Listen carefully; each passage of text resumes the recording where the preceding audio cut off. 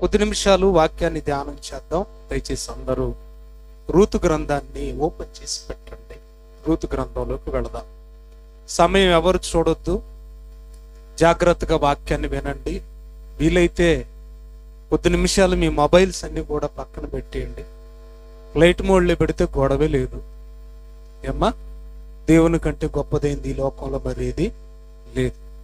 వాక్యం విందాం, జాగ్రత్తగా వాక్యం నేర్చుకుందాం. నేను ముందుగానే చెప్తున్నాను, బహుశా ఈ పదాన్ని వాడుతున్నాను. బహుశా మీ జీవితంలో కని విని ఎరుగని సంగతులు ఎప్పుడూ నేర్చుకుంటూనే ఉన్నారు. ఈరోజు కూడా అలాంటి ఒక ఉన్నతమైన చారిత్రాత్మకమైన విషయాన్ని నేను మీతో పంచుకోవడానికి సిద్ధపడి వచ్చాను ప్రభు సహాయం చేత. రూతు గ్రంథం అనగానే మీరు అనుకోవచ్చు, ఒకవేళ మనసులో అనుకున్నట్టే మాకు తెలుసు కదండి బాబు, కథలుగా ఎన్నిసార్లు వినలేదంటారు, మళ్ళీ రూతు గ్రంథాన్ని ఓపెన్ చేయమన్నారే పాస్టర్ గారు అని అనుకోవద్దు. ఖచ్చితంగా మీరు వినని సంగతులే వినబోతా ఉన్నారు. దేవునికి మహిమ కలుగును గాక. ఆమేన్. నేను చదువుతాను, జాగ్రత్తగా వినండి. చరిత్రలోకి వెళుతున్నాం, రూతు కాలానికి వెళుతున్నాం. జాగ్రత్తగా విందాం. 1వ అధ్యాయం 1వ వచనం. న్యాయాధిపతులు ఏలిన దినముల యందు దేశములో కరువు కలుగగా యోదా బెత్లెహేము నుండి ఒక మనుష్యుడు తన భార్యను 2 కుమారులను వెంట పెట్టుకొని మోయాబు దేశానికి కాపురం ఉండడానికి వెళ్ళాడు. సందర్భం బాగా వినాలి. న్యాయాధిపతుల కాలం అంట. ఏ న్యాయాధిపతుల కాలమో మనకు తెలియాలి. ఒకటి.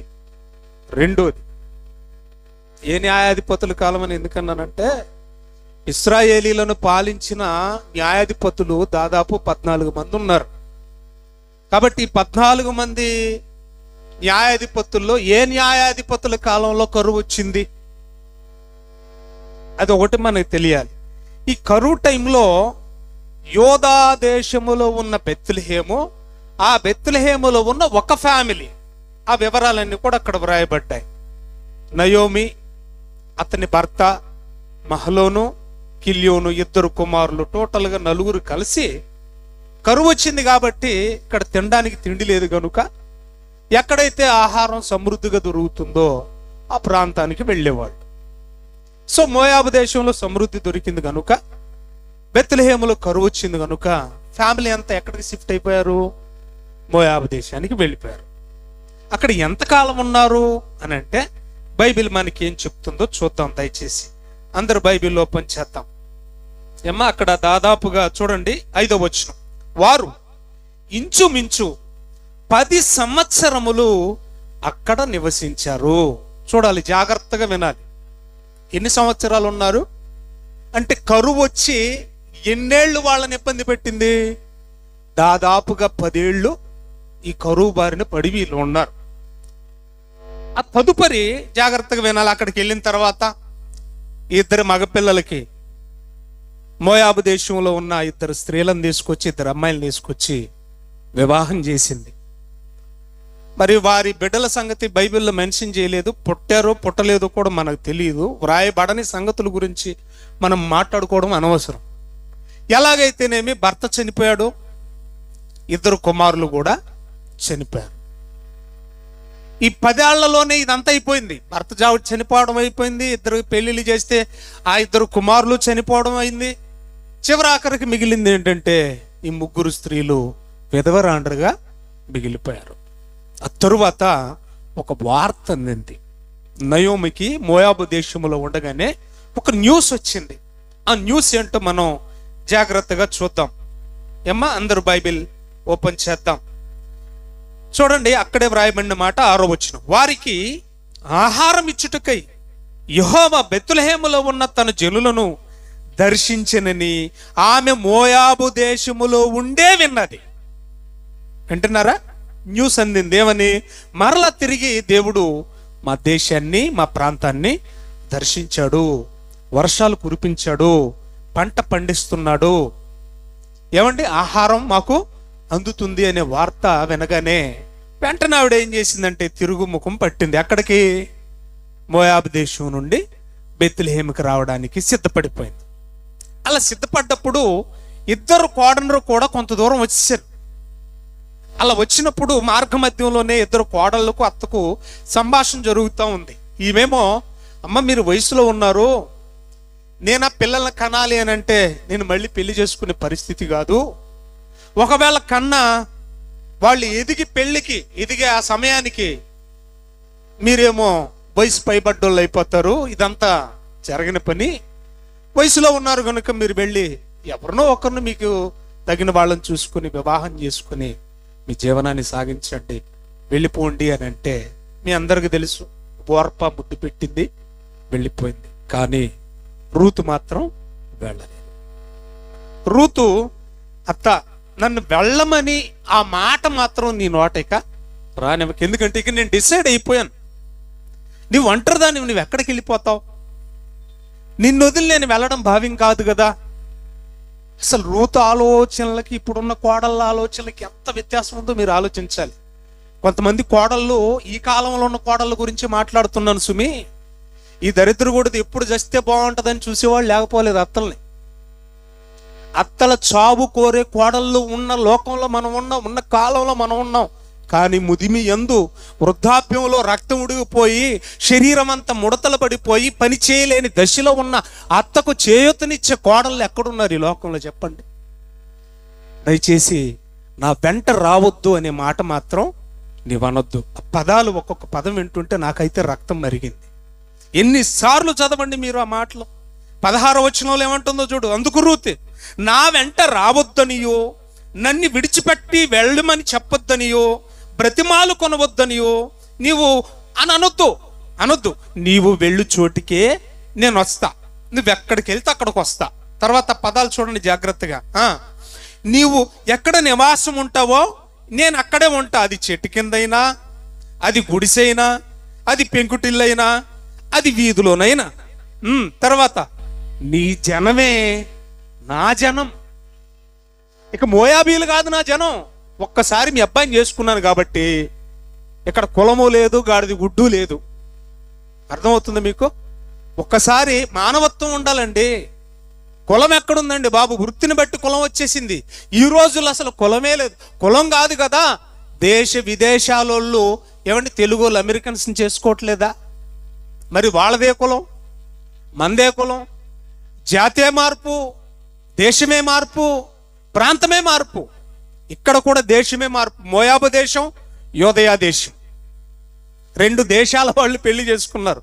కాబట్టి ఇక నీ జనమే నా జనం, నీ దేవుడే నా దేవుడు. నువ్వు ఎక్కడ చస్తావో నేను అక్కడే చస్తా. నీ సమాధి ఎక్కడ కట్టబడుతుందో నా సమాధి కూడా అక్కడే కట్టబడాలి. చాలా మందికి అనిపించుంటుంది, ఏమన్నా తెలుసా, నాగభూషణం గారి జ్ఞాపకార్థ కూడికలో రూతు గారి గురించి ఇట్టారేటండి అనిపించుంటుంది. ఒకవేళ నేను అది ఆ షార్ట్ ఒకటి పంపించాను కదా మీకు, మినిమైజ్ చేసి, ఇది జ్ఞాపకార్థ కూడికలో రూతు గ్రంథం ఎందుకండి అని అనిపించుంటుంది. ఈ మాటలు విన్న తర్వాత ఇది ఖచ్చితంగా ఇలాంటి సందర్భాల్లో మాట్లాడవలసిన సందేశమే అనిపిస్తుంది మీకు విన్న తర్వాత. నిన్నెక్కడ పాతి పెడితే నన్ను కూడా అక్కడే పాతి పెట్టబడాలి. సరే, ఇంక ఈ అమ్మాయి వినేటట్లేదు అని చెప్పేసి చివరాఖరికి బయలుదేరి రావడం జరిగింది. ఊరికి వచ్చాక ఊరు జనం అంతా ఏకమయ్యారట. మరి ఇవిడేదో పెద్ద సెలబ్రిటీ మరి కాదండి. అప్పటికే అందరు చెదరిపోయారండి. ప్రవీణ్ ఉన్నాడు, ఎక్కడికో వెళ్ళిపోయాడు, ఏ రాయలసీమకో. ఏమండి, ఏ రాయలసీమకో వెళ్ళిపోయాడు. స్వీటీ ఉంది, ఏ నూజివీడికి వెళ్ళిపోయింది. నోకరాజు బాబాయ్ ఉన్నాడు, ఏ శ్రీలంకకో వెళ్ళిపోయాడు. మనం అంత 10 ఏళ్ల పాటు ఊరిని విడిచిపెట్టి అందరం వెళ్ళిపోయామండి. ఒక్కొక్కళ్ళు ఊరికి వస్తా ఉంటే ఎలాగుంటుంది 10 ఏళ్ల తర్వాత? ఏటి ఇంకా బతికే ఉన్నావు, ఆ కరోనాలో పోలేదా అనిపిస్తుందా లేదా? అనిపిస్తుంది. 10 ఏళ్ల తర్వాత గ్యాదర్ అవుతున్నారు అందరూ మళ్ళీ. నయోమి బాప వచ్చిందంటో, నయోమి బాప వచ్చిందా? వచ్చింది. మరి ఏడి అంకులేడి? అంకుల్ పుట్టుకయా, సమాధి హోగయా. మరి పిల్లలేరే? దోనక ఇద్దరు కూడా సమాధి హోగయా. సరేలేండి, వచ్చింది కదా బాప. ఏటి బాప? చాలా బాగున్నావు బాప, నువ్వు ఏ ఊరిలో? మోయాబు దేశానికి వెళ్ళా. నా బాగు ఏంట్లేరు అబ్బాయి, నన్ను నయోమని పిలవకండి, ఇక్కడ నుంచి నేను సమృద్ధిగా వెళ్ళాను. ఏటట సమృద్ధితోనే ఇక్కడ నుంచి వెళ్ళాను, కానీ వచ్చేటప్పుడు ఎలాగొచ్చాను? రిక్తురాలుగా వచ్చాను. ఈ పాయింట్ నోటీస్ చేయాలి మీరు. సమృద్ధిగా వెళ్ళాను మోయాబు దేశానికి, తిరిగి బెత్లెహేముకు వచ్చేటప్పుడు ఎలాగొస్తున్నాను? ఎంటీ హ్యాండెడ్స్, ఖాళీ చేతులు, ఉట్టి చేతులతో వస్తున్నాను, రిక్తురాలుగా వస్తున్నాను. మీరు నన్ను నయోమి అని పిలవద్దు, సర్వశక్తుడు నాకు చేదు అనుభవాన్ని మిగిల్చాడు. చివరాఖరికి సందర్భాన్ని మనం ఆలోచన చేస్తే చివరి వచ్చిన వాళ్ళు అక్కడే. అట్లు నయోమి ఆమెతో కూడా మోయాబీయురాలైన రూతు అనే మా కోడల్ని తీసుకొని తిరిగి వచ్చిరి. వాళ్ళు వచ్చిన టైం చెప్తున్నాడు, బాగా వినాలి. వారు వచ్చిన కాలం అది కోతకాలము. అది ఏ కాలం? కోతకాలం. వీటన్నింటికి లాస్ట్లో ఆన్సర్ చెప్తాను, బాగా వినాలి. బెత్లెహేము నుండి మోయాబుకి వెళ్ళింది, అక్కడ మరణాలు జరిగాయి. చివరాఖరుకు కోడల్ని వెంట పెట్టుకుని తిరిగి బెత్లెహేముకు వచ్చింది.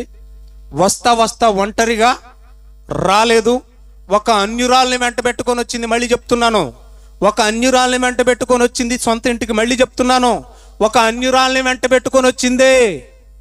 ఇది లాస్ట్లో టచ్ చేస్తాను. ఏ టైంలో వచ్చిందంటే కోతకాలంలో వచ్చింది. ఇది సందర్భం. 1వ అధ్యాయం అంతా కూడా మీకు బ్రీఫ్గా చెప్పాను, సంక్షిప్తంగా చెప్పాను. ఇప్పుడు విషయంలోకి వెళతాను. ప్రతిదానికి ప్రశ్న ఉంటుంది, ప్రతిదానికి జవాబు ఉంటుంది. చాలా జాగ్రత్తగా మనం ఆలోచించాలి. రూతు గ్రంథాన్ని చాలా మంది బోధకులు బోధ చేశారు. నేను ఎవరిని క్రిటిసైజ్ చేయడం లేదు, తప్పు పట్టడం లేదు, కానీ కొంతమంది తెలుసో తెలియకో నయోమిని విలన్గా చేసేస్తున్నారు. బాగా వినాలి. కొంతమంది తెలుసో తెలియకుండా ఇక్కడ ఉన్న కొన్ని పదాలు పట్టేసుకొని అవి అర్థం కాక, అర్థం చేసుకునే శక్తి లేక నయోమి తప్పు చేసింది అంటున్నారు. ఎలాగండి అని అంటే, ఇక్కడే ఉన్న ఒక పదాన్ని నేను చదివి వినిపిస్తాను, జాగ్రత్తగా చూడండి. 13వ వచనము 5వ లైన్లో వ్రాయబడిన మాట, యెహోవా నాకు విరోధి ఆయను. అది మిమ్మల్ని బాధ పెట్టడం కంటే కోడల్లారా నన్నే ఎక్కువ బాధ పెట్టింది అనగా నీ మాట తీసేసుకొని దేవుణ్ణి దూషించేస్తుందే. ఏం చేస్తుందంటే ఇవిడ నయోమి, యెహోవా నాకు విరోధి ఆయననే మాట దేవుణ్ణి దూషించడమా? ఏమండి, దేవుడు నాకు అన్యాయం చేశాడందా? లేదే. నా భర్తను చంపేశాడు అని అందా? లేదే. యెహోవా నాకు విరోధి ఆయన అంటే కేవలం ఆమెను ఒక్కదాన్నే ఎందుకు మీరు తీసుకోవాలి? సందర్భాన్ని బాగా ఆలోచించాలి. ఇది ఒక మాట తీసేసుకున్నారు. మరొక మాట కూడా చదివి వినిపిస్తాను, జాగ్రత్తగా చూడండి దయచేసి. 21వ వచనం,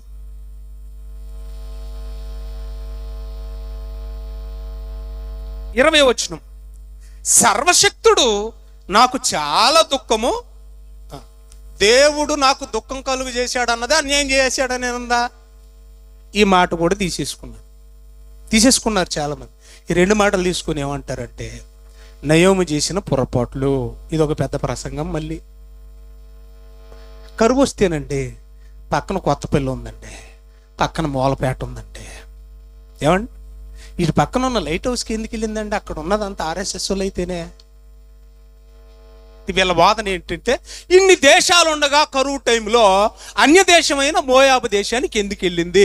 ఒక అన్య దేశాన్ని సెలెక్ట్ చేసుకోవడం నయోమి చేసిన మొట్టమొదటి తప్పు. బాగా వినాలి. రెండోది, పోతే పోయింది, వేలకంత తిని మరల తిరిగి కొంపక రావచ్చు కదా, కాలం అయిపోయాక, కరువు తీరిపోయాక.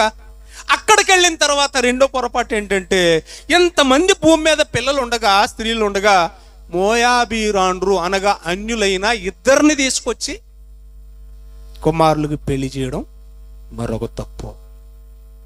అక్కడికి వెళ్ళిన తర్వాత దేవునితో నమ్మకంగా ఉందంటావా, విశ్వాసంలో ఉందంటావా, భక్తిగా ఉందంటావా? ఉంటే ఈ మాటలు ఎందుకంటది? దేవుణ్ణి బొత్తిగా వదిలేసింది.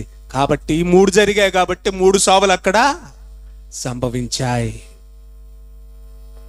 ఇలాంటి నిందలు, ఇలాంటి లేనిపోని మాటలు కూడా నయోమి గారి మీద వేస్తూ ఉన్నారు. నేనేమి స్టేట్మెంట్ ఇస్తున్నానంటే, అకార్డింగ్ టు బైబిల్, శ్వాస విడిచేంత వరకు నయోమి విశ్వాసం విడవలేదు. మళ్ళీ చెప్తున్నాను నేను, విశ్వాసం అనే దాంట్లోనే శ్వాస ఉంది. మీరు గమనించండి, విశ్వాసములోనే శ్వాసం ఉంది. ఊపిరాగిపోయేంత వరకు నయోమి విశ్వాసాన్ని విడిచిపెట్టలేదు. దేవుని యందలి భయభక్తులు విడిచిపెట్టలేదు. ఈ 2 వచనాలు నేను ఎక్స్ప్లెయిన్ చేస్తాను, చాలా అద్భుతంగా ఉంటుంది. ఆవిడ భక్తిలో పీక్స్కి వెళ్ళింది. నిజంగా నయోమి ఇంత ఉన్నతమైన స్త్రీయా, ఇంత గుణగణాలు, గొప్ప లక్షణాలు కలిగిన దైవ స్త్రీయా అని మీరు ఆశ్చర్యపోతారు ప్రియులారా. బైబిల్లోకి వెళ్ళి మనం ఒకదాని తర్వాత ఒకటి మనం ఆలోచిద్దాం. నెంబర్ 1, మనం ఆలోచించవలసిన మొట్టమొదటి ప్రశ్న ఏంటంటే, ఒక అన్య దేశానికి ఆవిడ వెళ్ళడం నేరమా, పాపమా? ఫస్ట్ పాయింట్ మీరు నోటీస్ చేసుకోవాలి. కరువు సమయంలో దేవుని పిల్లలైన వాళ్ళు ఎవరైనా కావచ్చు, ఇశ్రాయేలీలు కరువు టైంలో అన్య దేశాలకు వెళ్ళి తలదాచుకోవడం, అన్య దేశాలకు వెళ్ళి బ్రతకడం తప్పైతే మొట్టమొదటగా తప్పు చేసిన వాడు దేవుడే అవుతాడు. ఎందుకో తెలుసా? కరువు వచ్చింది. అప్పుడు యాకోబుతో చెప్తున్నాడు దేవుడు, అయ్యా ఐగుప్తీలు ఏమన్నా ఇశ్రాయేలీలకు చుట్టాలా? మళ్ళీ మనమాట, ఐగుప్తీలు ఇశ్రాయేలును బాగా బాధ పెట్టింది ఎవరు? 430 ఏళ్ళు బాధించింది ఎవరు? ఐగుప్తీలే. వాళ్ళు బంధువులు కాదు, చుట్టాలు కాదు. అలాంటప్పుడు దేవుడు ఏం చేస్తున్నాడు తెలుసా? యాకోబు దగ్గరకు వచ్చి యాకోబును పిలిచి యాకోబుతో చెప్తా ఉన్నాడు. బెయేర్షెబాలో ఉన్నప్పుడు, యాకోబు కరువు వచ్చిందని నువ్వు బాధపడకే, అలాగని ఐగుప్తు దేశానికి నిన్ను తీసుకెళ్తున్నానని భయపడకు, నిన్ను ఐగుప్తుకి తీసుకెళ్తాను. కరువు సమయంలో నీకు సమృద్ధినిచ్చి నిన్ను అక్కడ పోషిస్తాను, మరలా తిరిగి తీసుకొచ్చి నీ దేశంలో నిన్ను విడిచిపెడతాను అన్నాడు. అంటే కరువు సమయంలో ఒక అన్య దేశానికి దేవుడే చెయ్యి పట్టి తీసుకెళ్తే, మోయాబు దేశానికి వెళ్ళడం నయోమి చేసిన తప్పు అయితే, మరి దేవుడి దేశం ఏంటి? దేవుడు అన్ని దేశానికి తీసుకెళ్ళలేదా యాకోబుని? ఇశ్రాయేలీలకు మూల పురుషుడైనటువంటి యాకోబుని దేవుడే తీసుకెళ్తే నయోమి చేసింది తప్పు అయితే, మరి దేవుడు చేసింది ఏమవుతుంది చెప్పండి? తప్పు కాదా? తప్పే కదా. అంటే మీకు ఇక్కడ అర్థం అవ్వాలి, దేవుడు తప్పు చేయడు. అన్య దేశానికి వెళ్ళడం తప్పు కాదు, కానీ అన్య సాంప్రదాయాలు అవలంబించుకోవడం తప్పు.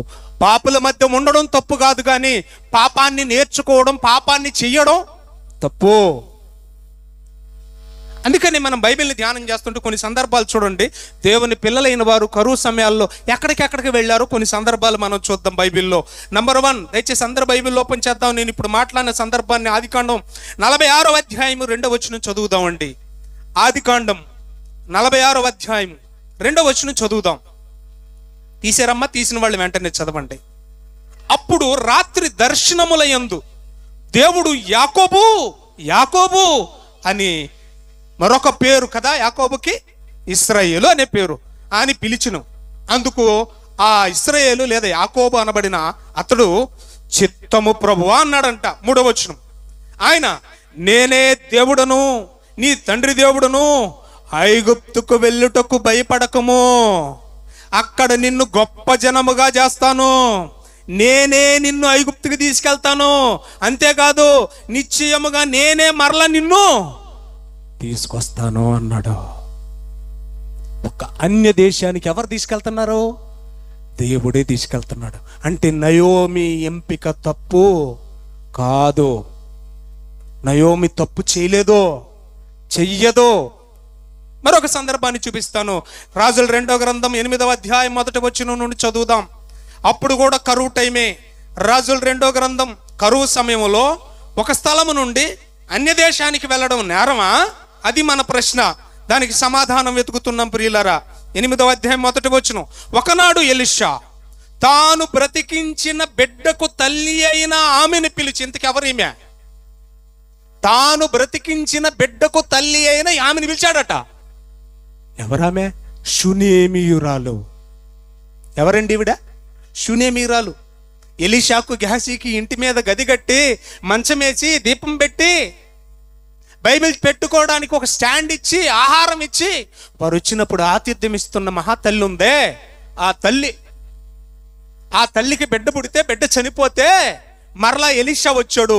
అతన్ని ఎల్లి కథల పడుకోబెట్టి అతని మీద ఈయన బోర్లో పడుకొని కళ్ళల్లో కళ్ళు నోట్లో నోరు పెట్టి ఏమండి చేతుల్లో చేతులు పెట్టి ఆయన మీద పడుకున్నప్పుడు ఆ బాబు మీద వెట్ట కలిగి బిడ్డ ఏమయ్యాడు? తిరిగి బ్రతికాడు. ఆమె గురించి మాట్లాడుతున్నాడు ఇక్కడ.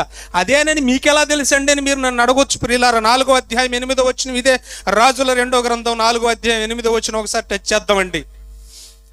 ఒక దినమందు ఎలీషా షూనేము పట్టణమునకు పోగా అచ్చట ఘనురాలైన ఒక స్త్రీ భోజనానికి రమ్మని పిలిచింది. ఇంకా తర్వాత సందర్భాన్ని మీరు కిందికి అలా చదువుకుంటా వెళ్ళిపోతే మీకు అర్థమైపోద్ది. డైరెక్ట్గా 20వ వచనం చదువుదాం.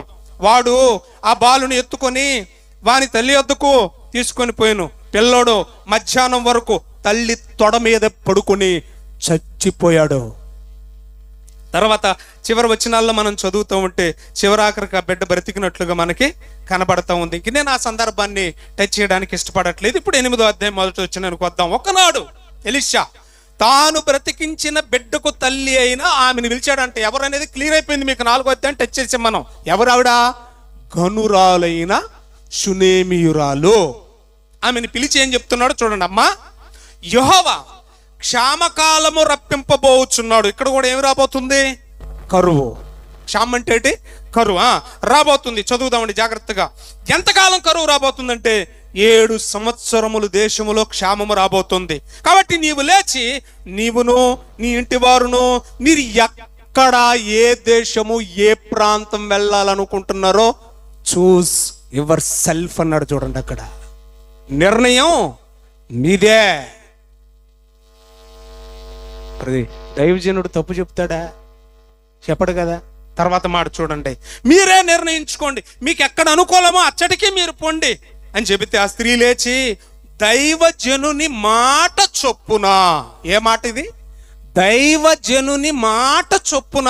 ఎలీషా మామూలుడు కాదు, గొప్ప దైవ సేవకుడు.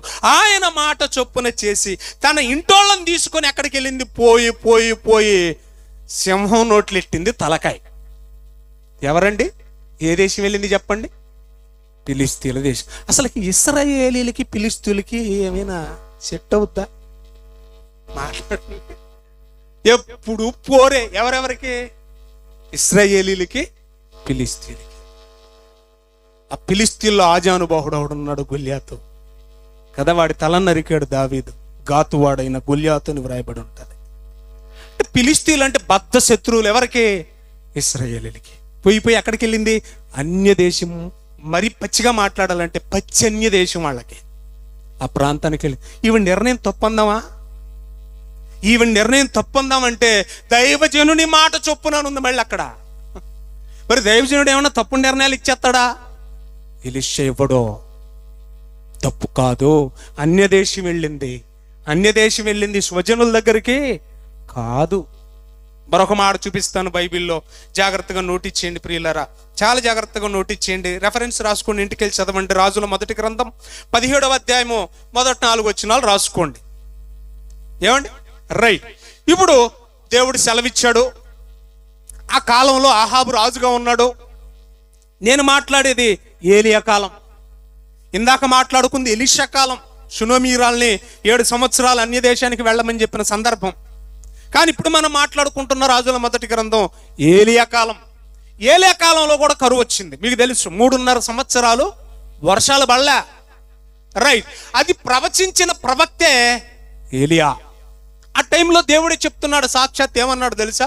ఓ అబ్బాయి, నువ్వు వెళ్ళి ఆ వాగులో కూర్చోరన్నాడంట. ఎక్కడది? కెరీతు వాగు. బాగా వినాలి మీరు. ఇదేంటి భగవంతుడా? అక్కడేమో ఐగుప్తీల దగ్గరికి వెళ్ళమన్న మనుషులు ఉన్నారు, ఇక్కడేమో ఫిలిస్తీన్ల దగ్గరికి వెళ్ళమన్న మనుషులు ఉన్నారు. నన్ను ఏకంగా వెళ్ళి వాగులో కూర్చోమంటావేటి? వాగులు ఎవరు ఉంటారు నాయన అక్కడ? అర్థమవుతుందండి మీకు? దేవుడు ఒక నిర్ణయం డిసైడ్ చేశాడంటే అది తప్పుగా ఉండదు. వెళ్ళరబ్బాయి, నీకేం కావాలి చెప్పు, నేను పంపిస్తానంతే. ఏమండి? నేల మీద నడిచిరావు, గాళ్ళు తేలాడొస్తాయి. నువ్వు ఉంటున్న ప్లేస్ నీకు అనవసరం. నీ దగ్గరికి ఆహారాన్ని పంపించే బాధ్యత నాది. కాకులతో పంపించేశా. ఇందు మూలంగా మీకు అర్థం కావాల్సింది ఏంటంటే ప్రియులరా, దేవుడు కరువు సమయాల్లో అన్య దేశం వెళ్ళడం పాపం అని ఎక్కడ చెప్పట్లా. అర్థమవుతుందా? కాబట్టి నయోమి గారు తీసుకున్న నిర్ణయంలో తప్పేమీ లేదు. ఒకటి క్లియర్ అయింది. రెండో సందర్భాన్ని మనం ఆలోచిద్దాం. ఇంక చెబితే తెల్లారిపోతే చాలా సందర్భాలు ఉన్నాయి. అక్కడికి వెళ్ళిన తర్వాత అన్యురాళ్ళనిచ్చి వివాహం చేసింది. ఎవరినిచ్చి చేసింది? ఇప్పుడు మళ్ళీ మన మాట అండి, కొంచెంసేపు మాట్లాడుకుందాం. బాబాయ్ దగ్గరికి వెళ్తాను నేను, మాకేమన్నా గొడవలు ఉంటే మేము తర్వాత చూసుకుంటాం. ఆయన మంచుడు కదండి, మన దేవుడు అంటే ఆయనకి పడదండి. బాగా వినాలి ఈ మాట. ఈ మాట విన్న తర్వాత నయోమి దగ్గరకు వస్తాను నేను, మీ నోటే చెప్పాలి, సరేనా? ఆయనకి నేనన్నా పడదు, బైబిల్ అన్నా పడదు. బండ బూతులు తిట్టేవాడు నేను కనబడితే. దేవుణ్ణి కూడా చాలా దారుణంగా తిట్టేవాడండి. అలాంటి వ్యక్తితో నేను తిరుగుతున్నప్పుడు మీరేమంటారు చెప్పండి? అంతే కదా, ఆవిడ అనేసిందా? రైట్. ఇప్పుడు ఏమైందంటే కొన్నాళ్ళ తర్వాత నాతో పాటు వస్తున్నాడు. నేను వెళ్ళిన ప్రతి చోట నాకంటే ఉన్నతంగా వాక్యం చెప్తున్నాడు. మీరు ఇప్పుడు ఏమంటారు? మళ్ళీ చెప్పాలి అదే నోట. మంచి పని చేశాడు అంటారా, లేకపోతే ఏటండి మాట్లాడరేటండి? అతను అన్యుడు కదండి. అతనితో సహవాసం చేసినప్పుడు ఏమన్నారు మీరు? చూసారా? తిట్టుకున్నారు కదా. రైట్. ఇప్పుడు అతను మారిపోయిన తర్వాత, మారు మనసు పొంది ఉన్నతంగా దేవుని సేవలో వాడబడుతుంటే దేవసహాయం గారు మంచి పని చేశారనే కదా అంటారు. మరి నయోమి ఏం చేసింది? చెప్పండి. మంచి పని చేయలేదా? రూతు కంటే ఇంకా 2 ఆకులు ఎక్కువ చదివేసింది. అత్త, నీ దేవుడే నా దేవుడు, నీ జనమే నా జనం. నువ్వెక్కడుంటే నేను అక్కడే ఉంటా, నువ్వెక్కడ చస్తే నేను అక్కడే చస్తా, నువ్వెక్కడ పాతి పెట్టబడితే నేను అక్కడే. మంచిదా కాదే చెప్పండి? మార్చుకుంది కదండి. అన్యురాళ్లను వివాహం చేసుకోవడం తప్పు కాదు, కానీ ఏమండి, వాళ్ళని మనలోనికి మనం మార్చుకోలేకపోవడమే తప్పు. నయోమి విశ్వాస విషయంలో, భక్తి విషయంలో దైవికంగా ఎంతో ఉన్నతంగా ఉంది కనుక తన కోడళ్లను సైతం మార్చుకోగలిగింది. ఇప్పుడు నయోమి చేసింది మంచి పనా కాదా? మంచి పనే కదండి. మంచి పని కాకపోతే నేను చెప్పను ఒక మాట. ఈరోజు బైబిల్లో 66 పుస్తకాలలో ఒకవేళ రూతునే గనుక నయోమి తన బిడ్డకిచ్చి పెళ్లి చేయకపోతే 66 పుస్తకాలలో ఒక పుస్తకాన్ని తీసి పక్కన పెట్టాలి. అదే ఋతు గ్రంథం. ఒకవేళ నయోమి చేసిందే పొరపాటైతే యేసుక్రీస్తు వంశావళిలో మత్తయి సువార్త 1వ అధ్యాయం 1వ వచనం నుండి 5 వచనాల మధ్య భాగాలు మనం చదువుతుంటే యేసుక్రీస్తు వంశావళిలో నుండి రూతుని తీసి పక్కన పెట్టాలి. రూతుని తీసి పక్కన పెడితే ఏమవుద్దిక చెప్పండి? రూతుని తీసి పక్కన పెడితే ఏముంటది అక్కడ? యెషయా ఉండడు.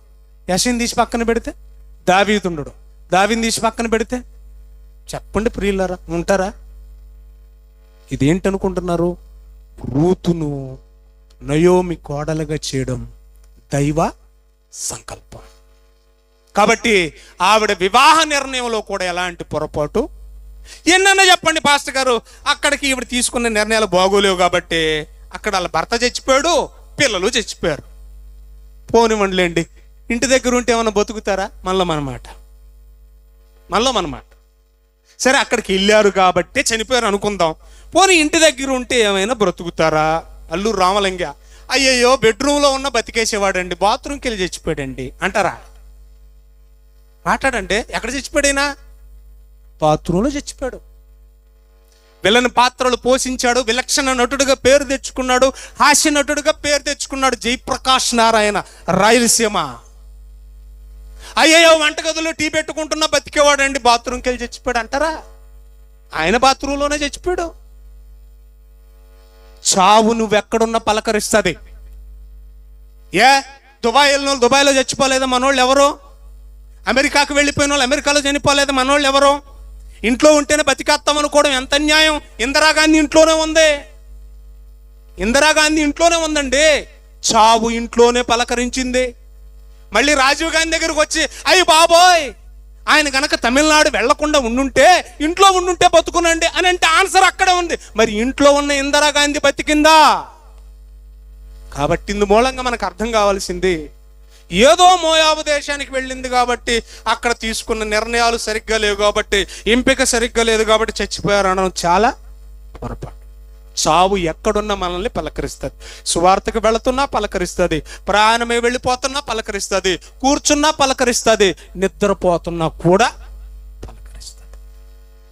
కాబట్టి మనం తొందరపడి ఎవరిని అపార్థం చేసుకున్నా కూడదు. విషయంలోకి వెళదాం. కొన్ని విషయాలు మనకు క్లారిటీ వచ్చింది.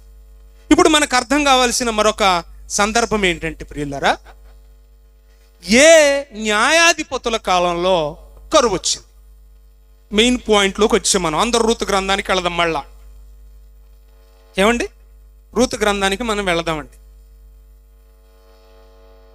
ఏ న్యాయాధిపతి కాలంలో ఈ కరువు వచ్చింది? మొదటి అధ్యాయం మొదటి వచనం చదవండి అమ్మా. న్యాయాధిపతులు ఏలిన దినములయందు దేశంలో కరువు వచ్చింది అన్నాడు. చాలమ్మా. ఎప్పుడు వచ్చిందంట కరువు? అందరు చెప్పండి, నా వైపు చూడండి. జడ్జెస్ అంటే in the time of judges, న్యాయాధిపతుల కాలంలో అన్నాడు. ఏ న్యాయాధిపతి? రాసుకునే పిల్లల కోసం న్యాయాధిపతుల లిస్ట్ చెప్తున్నాను, జాగ్రత్తగా నోటీస్ చేసుకోండి.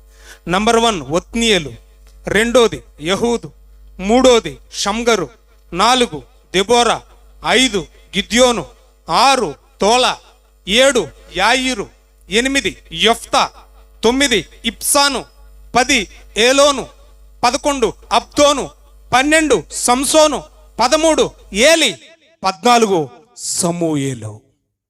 మళ్ళీ చెప్తున్నాను, just for your information. Othniel 1, 2 యహూదు, 3 షమ్గరు, 4 Deborah, 5 Gideon, 6 తోల, 7 యాయిరు, 8 యొఫ్తా, 9 ఇప్సాను, 10 Elon, 11 అబద్దోను, 12 Abdon, 12 సంసోను, 13 ఏలి, 14 సమూయేలు. ఈ 14 న్యాయాధిపతులు ఉండగా ఏ న్యాయాధిపతి కాలంలో కరువు వచ్చింది? ఒకటి మనకు తెలియాలి, కరువు వచ్చినప్పుడే కదా వీళ్ళు బెత్లెహేమును విడిచిపెట్టి మోయాబు దేశానికి వెళ్ళిపోయారు. తర్వాత ఏ న్యాయాధిపతి కాలంలో మరలా దేవుడు మా దేశాన్ని దర్శించాడు, వర్షాన్ని కురిపించాడు, మరలా తిరిగి మా దేశానికి వెళ్ళొచ్చు అని ఏ న్యాయాధిపతుల కాలంలో వర్షం పడింది? బాగా వినాలి. కొసమెరుపు మోయాబు దేశములో ఉన్న వీళ్ళకి బెత్లెహేములో వర్షం పడ్డదన్న సమాచారం ఎవడు చెప్పాడు? అయిపోయింది నా ప్రసంగం. ఏమ్మా, అర్థమవుతుందా? 3 మాటలు తెలియాలేక మనకి. 1, ఏ న్యాయాధిపతుల కాలంలో కరువు వచ్చింది. 2, ఏ న్యాయాధిపతి కాలంలో వర్షం పడింది. 3, వర్షం పడ్డాది, పంటలు పండుతున్నాయి మా దేశంలో అన్న సమాచారం బెత్లెహేములో ఉన్న నయోమికి ఎవరో చెప్పారు? ఇది మనకు తెలియాలి ప్రియులారా. ఇది తెలిస్తే దాదాపు నా మెసేజ్ అయిపోయినట్లే. ఇప్పుడు వెళదాం, న్యాయాధిపతుల దగ్గరికి వెళదాం. 4వ అధ్యాయము న్యాయాధిపతుల గ్రంథం. అందరూ జాగ్రత్తగా బైబిల్లో ఓపెన్ చేయాలి, జాగ్రత్తగా వినాలిక. న్యాయాధిపతుల గ్రంథం 4వ అధ్యాయానికి వద్దాం. యెహూదు మరణమైన తర్వాత ఇశ్రాయేలీలు ఇంకను యెహోవా దృష్టికి దోషులై ఉన్నారు గనుక యెహోవా వారిని హషోరులో ఉన్నటువంటి రాజు, కనాను రాజైన యాబీను చేతికి వారిని అప్పగించును. బాగా వినాలిక, వినాలి.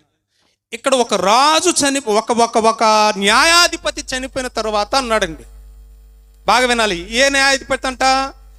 ఒక న్యాయాధిపతి మరణమైన తర్వాత అన్నాడు. ఫస్ట్ లైన్లోనే చెప్పాలి. ఏ న్యాయాధిపతి? అందరు చెప్పండి. యెహూదు. రైట్. న్యాయాధిపతుల లిస్టులో యెహూదు ఎన్నోవాడు? 2వ వాడు, అంతే కదా. మొదటివాడు ఒత్నీయేలు, 2వ వ్యక్తి యెహూదు. అంటే 2వ న్యాయాధిపతి మరణించిన తరువాత ఇశ్రాయేలీల పాపం నానాటికి పెరిగిపోతుందని దేవుడే సాక్షాత్తు కావాలని ఈ ఇశ్రాయేలీలను ఎవరికి అప్పగించాడు? ఏమండి? కనాను రాజైన యాబీను చేతికి అప్పగించాడు. దేవుడు అప్పగించాడా? దేవుడే అప్పగించాడండి. రైట్. ఇప్పుడు ఈ కనాను రాజైన యాబీను దగ్గర ఒక సేనాధిపతి ఉన్నాడు. ఇక నుంచి వినాలి బాగా. రాజు దగ్గర ఎవరున్నారు? ఒక సేనాధిపతి ఉన్నాడు. వాడు చాలా చండాలుడు, పైపిచ్చు చాలా గర్విస్తాడు, చాలా కోపిష్టి. అతని పేరే సీసెరా. అతని పేరేంటి చెప్పండి? సీసెరా. అతని బలం ఏంటంటే అతని దగ్గర ఆ కాలంలోనే 900 రథాలు ఉన్నాయంట. ఎన్ని వందల రథాలు? అమ్మో, అసలు ఊహకే అందని పరిస్థితి. ఆ రథాలు చూస్తేనే గుండె బద్దలాసిపోయి చచ్చిపోతాం మనం. మీకు ఒక సందర్భాన్ని చెప్తాను, కంపేర్ చేస్తాను, బాగా వినండి. ఐగుప్తు దేశంలో ఉన్న సైన్యం గొప్పదా కాదంటారు మీరు చెప్పండి? ఐగుప్తులో ఉన్న సైన్యం, ఫరో సైన్యం గొప్పదే కదండి? రైట్. అసలు ఆ శానం చూస్తేనే చాలా అళ్ళెత్తిపోతారండి. ఇప్పుడు ఐగుప్తు దేశంలో ఫరోకున్న బలం ఎంతో తెలుసా? 600 రథాలు మాత్రమే. ఎన్ని రథాలు చెప్పండి? 600 మాత్రం. అవి ఇనప రథాలు అని లేవు. కేవలం 600 రథాలు ఉన్న ఐగుప్తీయులను చూస్తేనే ఇశ్రాయేలీలు లక్షల్లో ఉండి బంబేలెత్తిపోతే అంతకంటే గొప్పదైన సైన్యం కాదా ఈ సీసెరాది? 900 రథాలంటే ఇంకా 300 రెట్లు ఎక్కువ. ఒక్కసారి ఐగుప్తులో ఉన్న రథాలని జస్ట్ ఇన్ఫర్మేషన్ కోసం టచ్ చేసి వస్తాను. నిర్గమకాండం 14వ అధ్యాయము, నిర్గమకాండం 14వ అధ్యాయము 7వ వచనం చదువుదాం. మళ్ళీ వద్దాం ఇక్కడికి, ఇక్కడ చేయించండి. మరియు అతడు అనగా ఫరో శ్రేష్టమైన 600 రథాలు కలిగి ఉన్నాడు. చాలు తల్లి. ఫరో శానాకున్న బలం రథాలైతే ఆ రథాల సంఖ్య ఎంతంట? 600 అయితే మరి ఈ సేనాధిపతి యాబీను అనే రాజు క్రింద పనిచేస్తున్న సేనాధిపతికున్న రథాల సంఖ్య ఎంతో తెలుసా? 900. ఆ మాట చదువుదాం దయచేసి. 2వ వచనం 4వ అధ్యాయం న్యాయాధిపతుల గ్రంథంలో 2వ వచనం చదువుదాం. అతని సేనాధిపతి అన్యుల హరోషతులో నివసించే సీసెరా. అతనికి 3వ వచనం 900 ఇనుప రథాలు ఉన్నాయి. ఎన్నున్నాయి? బలవంతుల కాదా? ఇశ్రాయేలీలను తొక్కి పెట్టి నారదెత్తున్నారు. వాళ్ళకి ఎవరు లేరు ఇశ్రాయేలీలకు చెప్పండి? న్యాయాధిపతి లేడు. ఉన్నోడు ఏమయ్యాడు? చనిపోయాడు. ఉన్నాయని చనిపోయాడు. చెరలోకి వచ్చేసారు. ఇశ్రాయేలీల్ని తొక్కి పెట్టి నారతేస్తున్నారు. అప్పుడప్పుడు మనం అంటాం, పిల్లడు ఏమండి మావాడు సరిగ్గా చదువుతలేదండి ఇంటి దగ్గర, ఎప్పుడు చూసింది సెల్ఫోన్ పట్టుకొని తూయి అంటాం, చెత్త కొట్టేయండి అని అంటాం టీచర్. దీనికోసమే చూస్తున్నానమ్మా, ఇంట్లోనే కదమ్మా, బళ్ళు కూడా ఇడు కుదరటలేదమ్మా, నీ మాట కోసమే చూస్తున్నానమ్మా అనుకుంటాడు మాస్టర్. అనుకోడు. ఇక చూడండి, చింత మీద తీసుకుని కొడుతుంటే బొడ్డు చుట్టూరు మొలతాళ్లే. ఏం తాళ్ళు? మొలతాళ్ళే. చెత్త కొట్టేసిన తర్వాత మళ్ళీ ఇదే అమ్మ ఇల్లు అంటది, అదేంటంటే కొట్టమన్నాను కానీ ఇంతలో అనుకుంటేస్తావా? దేవుని ప్రేమ అంతకంటే గొప్పదండి. సిసేరా మాస్టర్ అయితే, పిల్లలేమో ఇశ్రాయేలీలు అయితే, కన్న తల్లి తండ్రికి ఎవరున్నారు? దేవుడు. పిల్లల్ని అప్పగించింది ఎవరు? మాస్టర్కి దేవుడే. శిక్షించమన్నాడు కానీ చంపమనలేదుగా. చెత్త కొట్టేస్తా ఉంటే ఊరిలా సాగు కొట్టేలాగా ఉన్నాడు వీడు, ఈ మాస్టర్ ఎవడు? సీసెరా అని చెప్పేసి ఒక లేడీని లేపాడు న్యాయాధిపతిగా. దేవుని స్తోత్రం కలుగును గాక. ఒక స్త్రీని లేపాడు. ఇప్పుడు వచ్చింది ఆవిడ, ఆమె దెబోరా, లప్పిదోతు భార్య అయిన దెబోరా. రైట్. ఇప్పుడు దెబోరా వచ్చిన తర్వాత సమయం కూడా వచ్చేసింది. ఏమి సమయం? యాబీనుతో కూడున్న సిసేరా సైన్యంతో యుద్ధానికి వెళ్ళే సమయం వచ్చింది. దెబోరాతో దేవుడు చెప్పాడమ్మా, ఇదిగో పలానా రోజు పలానా చోట పలానా వాళ్ళతో మీరు యుద్ధానికి వెళ్ళాలి అని చెప్పాడు. అప్పుడు ఈవిడ ఏం చేసిందంటే, నప్తాలి ప్రాంతంలో ఉన్న ఒక వ్యక్తికి కబురు పెట్టింది. ఆ వ్యక్తి పేరే బారాకు. అందరు చెప్పాలి, ఎవరు? బారాకు. మళ్ళీ మన మాట ఫోన్ చేసింది. హలో బారాకు, అక్క చెప్పక్క, ఎక్కడున్నావు? నేను ఎక్కడున్నా నఫ్తాలి, నువ్వెక్కడున్నావు? నేను రామాలోనే ఉన్నాను అబ్బాయి. ఈవిడ దేవురు రామ. రైట్, అవునక్క, ఏడక్క ఇప్పుడు ఫోన్ చేసావు ఈ టైంలో? ఏమి లేదురా, రేపు పొద్దున్న యుద్ధానికి వెళ్ళాలంటే దేవుడు చెప్పేశాడు తాబోర్ అనే కొండ మీదకి మనం వెళ్ళాలి. అక్క యుద్ధం అక్క, ఎవరితో అక్క? సీసెరా మరియు యాబీను సైన్యంతో. అక్క అక్క వాళ్ళతో ఎలాగెళ్తాం అక్క? బాబోయ్ వెళ్ళమంటే వెళ్తాను కానీ అక్క, నువ్వు రాకపోతే వెళ్ళనక్క, నా ముందు నువ్వు ఒత్తి కానీ నేను అడిగానక్క. మొదలెట్టాడు. సరేలేరా బాబు, ముందు నేను ఉంటానులే కానీ నువ్వు రేపు పొద్దున్నే తొందరగా అర్జెంటుగా నప్తాలీలో నుండి 500 ఏమండి. తర్వాత అక్కడే వ్రాయబడిన మరొక ప్రాంతం ఉందండి, నప్తాలీలు జబూలీనీలు అని రాయబడింది. చూడండి దయచేసి, నప్తాలీలు జబూలీనీలు 10వ వచనం చదువుదామండి. బారాకు జబూలూనీలను నప్తాలీలను తీసుకొని వచ్చాడండి. బాగా వినాలి. ఇప్పుడు నప్తాలి ప్రాంతం నుంచి మళ్ళీ మనమాట ఒక 500 మందిని అనుకుందాం, జబూలీనీల నుంచి ఒక 500 మందిని. 500 మందినా 5,000 మందినా అమ్మా? అక్కడ ఏమని ఉంది? టోటల్గా ఎంతమంది? 100 కాదు, 1000. ఒక్కొక్క ఇనపరదానికి 1010 మంది వేసుకున్నా కూడా సరిపరు వీళ్ళు.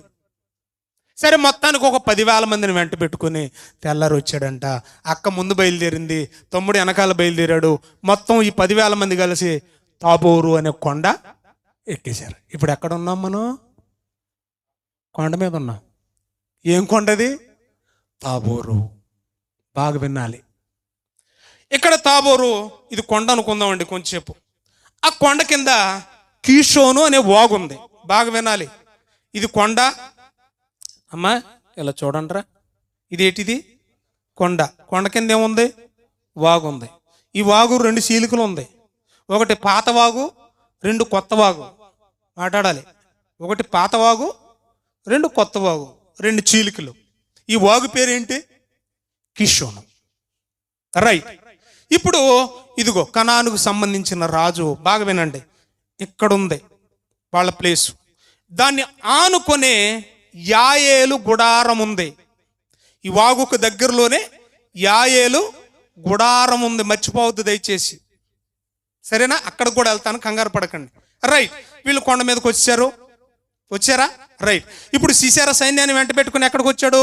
వాగులోకి వచ్చాడు. వాగులో ఉన్నారంటే నీళ్ళు ఉన్నాయా లేవా? నీళ్ళు లేవు. ఎందుకని? వర్షాలే మ్యాటర్. అది ఎక్కడికి వెళ్తున్నామో చూడాలి మీరు. ఏమండి, నీళ్లు లేవు. ఎందుకు లేవంటే పాతాగులు లేవు, కొత్తాగులు లేవు. కారణం ఏంటంటే కరువు. ఇప్పుడు ఈ వాగులోకి వచ్చున్నారు. సీసెరా సైన్యంతో తలపడ్డానికి దెబోరా సైన్యం బారాకును ముందు పెట్టుకుని వాళ్ళు వచ్చేసారు. యుద్ధం జరుగుతూ ఉందా? జరగలేదా? జరుగుతుందా? జరుగుతుంది. మీకు ఒక మాట చెప్పనా? దీనికి ముందు రాత్రి యుద్ధం జరిగింది. ఆ యుద్ధానికి కొంత ఏదో గుండె ధైర్యం తెచ్చుకున్న సీసెరా, ఆహా వీళ్ళంతా ఇశ్రాయేలీలు అనుకున్నాడు. ధైర్యంగా తలపడ్డానికి ముందు వచ్చాడు. కానీ రాత్రి జరిగిన సంభవం గుర్తుకొచ్చింది. కంగారు పడిపోయాడు, కలవర పడిపోయాడు. ఏమండి, రథాలను వదిలేశాడు. పారిపోవడం, రథం దిగి పారిపోతున్నాడట. 900 రథాలు ఉన్నాడు, రథం దిగి పారిపోతున్నాడట. యుద్ధం అయితే జరిగింది ఏమండి, కానీ సీసెరా మాత్రం పారిపోతూ ఉన్నాడు. ఇక్కడ ఒక మాట చెప్పాలి మళ్ళీ మీకు. ఫోన్ వచ్చిన రాత్రి, అక్క ఏటక్క ఈ టైం అన్నాడు చూసావా? ఆ రోజే చెప్పేసింది అక్క. ఎవరు? దెబోరా. ఏమని తెలుసు అబ్బాయి, నువ్వేం భయపడకరా, విజయం మాత్రం మందే. ఏంటి? విజయం మాత్రం మందే, కానీ పేరు నీకు రాదు, నాకు రాదు. వింటున్నారా మీరు? రేపు పొద్దున్న న్యూస్ పేపర్లో నీ పేరు పడదు, నా పేరు పడదు, కానీ ఒక అమ్మాయి పేరు మాత్రం పడిపోద్ది. అర్థమవుతుందా? ఒక స్త్రీ చేత ఇదిగో బలాఢ్యుడైనటువంటి సీసెరాను దేవుడే చంపించాడని పేరు మాత్రం పడుతుంది.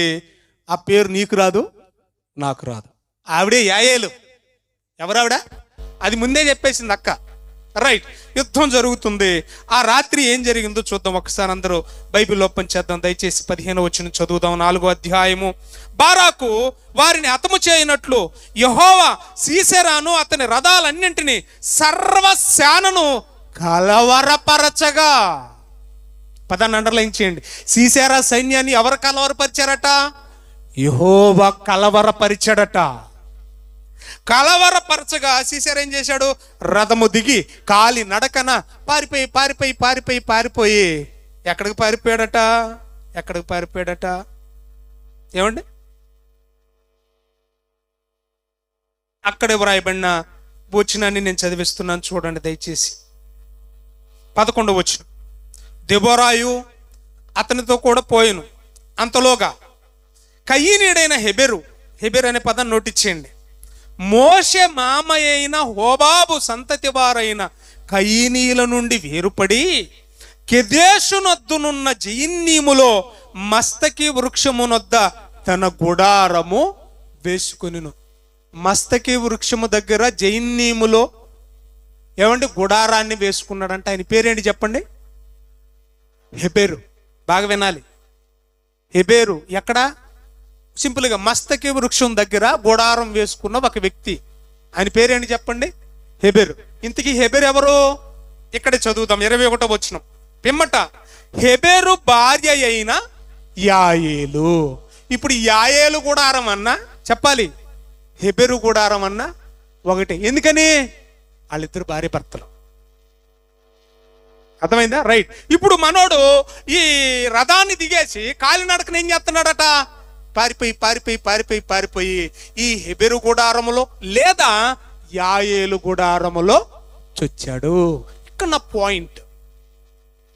అసలు నేను అంటాను, వీళ్ళు ఎవర్రా బాబు అని అంటే వీళ్ళు మోషాకు దగ్గర బంధువులైనట్టుగా చెప్తుంది ఈ వచనం. 11వ వచనంలో ఎవరంట?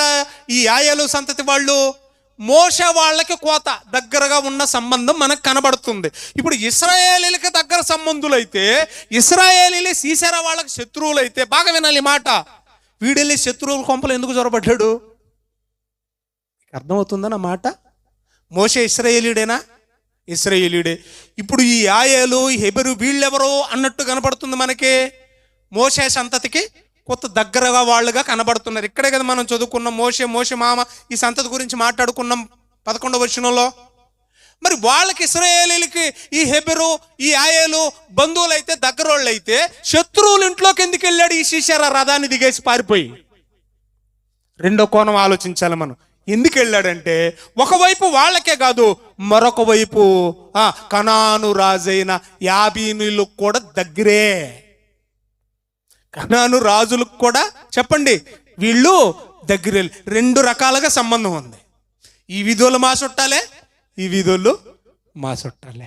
ఇశ్రాయేలీలకి వీళ్ళు దగ్గరే. రెండోది కనాను రాజు వాళ్ళకు కూడా వీళ్ళు దగ్గరే. దగ్గరోళ్ళు కాకపోతే శత్రువులు అయితే వాళ్ళింటికి ఎందుకు వెళ్తాడు అని మీరెలా చెప్తారంటే అక్కడే ఉంది, చదవండి 17వ వచనం. హసోరు రాజైన యాబీనుకును కయీనీయుడైన హెబెరు వంశస్థులకును సమాధానము కలిగి ఉండెను గనుక, వీళ్ళకు కూడా సంబంధాలు ఉన్నాయి కనుక. అంతే కదండి, మరి ఉందా బైబిల్లో? అలాగే ఉంటుందండి. అంటే యాయేలుకును యాబీనుకును దగ్గర సంబంధం ఉంది. మరొక వైపు ఇశ్రాయేలీలకును యాయేలుకును కూడా దగ్గర సంబంధం ఉంది. కాబట్టి మనోడు ఏం చేశాడంటే దిగేసి పారిపోయి ఎక్కడికి వెళ్ళిపోయాడు? యాయేలు గుడారంలోకి వెళ్ళిపోయాడు. అలిసిపోయాడు. దాహానికి ఇమ్మని అడిగాడు. దాహానికి ఇమ్మంటే మరి మంచినీళ్ళు ఇచ్చిందో లేదో నాకు తెలియదు, కానీ పాలు అయితే మాత్రం శుభ్రంగా ఇచ్చేసింది. బాగా మత్తు పరిగెత్తాడు కదా, మరి కాలు నడకనా? ఏమండి రథాలు ఇప్పుడు నేను ఉన్నానండి, కారు నుండి నడిచిపోమ్మంటే ఎందరూ నడుపుతానండి, కారులో అలవాటు పడ్డాన్ని. అలాగే రథాల మీద అలవాటు పడ్డాడు. పరిగెత్తి బాగా అలిసిపోయాడండి. అప్పుడు ఆవిడ గొంగలు కప్పేసిందట. అమ్మ బాగా దాహం వేస్తుందంటే శుభ్రంగా పాలు ఇచ్చేసిందట. అప్పుడు పైపెచ్చి మళ్ళీ ఆర్డర్ వేసేస్తున్నాడట. అక్కడ నేను బొబ్బుంటానే, నువ్వు ఇక్కడ ఉండకే, నువ్వు గేటు దగ్గర ఉండి కాపలాగా అంటున్నాడట. గుడార ద్వారం దగ్గర ఏం చేయాలి నువ్వు? శత్రువులు ఎవరు రాకుండా చూడే, అక్కడే ఉన్నాడు. నేను చూస్తలేరు బాబు నువ్వు బొబ్బ అన్నదట. శుభ్రంగా బొబ్బ పెట్టేసి గుడారానికి గాలికి ఓగకుండగా కట్టే మేకుంటా చూసారా? మీకు అలాగ అర్థం కాదు. టెంట్ మేకు తెలిసే మీకు? టెంట్లు వేసినప్పుడు మేకులు కొడతారు కదా, ఆ మేకు బాగుంటుంది కదా. ఆ మేకు ఒక రింగ్ ఉంటుంది, చివర పొడవాగా ఉంటుంది. ఏమంటే ఒక మోరడు ఉంటుంది, తీసేసుకుందట. సరిగ్గా సుత్తి కూడా తీసుకుందట. తీసుకుని ఏం చేసింది, ఎక్కడ పెట్టిందంట. పాయింట్ బ్లాక్లో పెట్టారంటారు చూసేవా డైలాగ్, అలాగ పాయింట్ ఎక్కడెట్టింది, బ్లాక్లోనే పెట్టేసింది. ఈడ పెట్టి కొడితే ఈట వచ్చేసిందట. వచ్చాడు. ఎలా దేక్కుంటా చాయిగా గుమ్మం దగ్గరకు వచ్చాడు. ఏమండి, తీర చూస్తే పరిగెత్తుకుంటా వస్తున్నాడట. బారాకు వెంటాడుతూ వచ్చాడు కదా, వచ్చి చూస్తున్నాడు. ఆవిడక పైకి మోరచూపు చూస్తున్నాడు. ఏడీడు చూశారంటే, ఈ పైన చూస్తా వేటరు బాబు, కింద చూడన్నదట. ఎక్కడున్నాడు, కాళ్ళ మీద పడున్నాడు. అయిపోయింది స్టోరీ, అయిపోయింది. ఇప్పుడు మొదలైంది సెలబ్రేషన్. బాగా వినాలి. ఇక ఇదంతా ఎందుకు చెప్తున్నాను మీకు అర్థమవుతుంది చూడండి. ఏదైనా ఇశ్రాయేలీలకు విజయం వచ్చిందంటే వాళ్ళకు కలవాటు ఉంది. అదేంటంటే విజయాన్ని ఇచ్చిన దేవునికి కృతజ్ఞతాస్తుతులు తెలియజేస్తూ పాటలు పాడడం, దేవుణ్ణి కీర్తించడం ఇశ్రాయేలీలకు అలవాటు.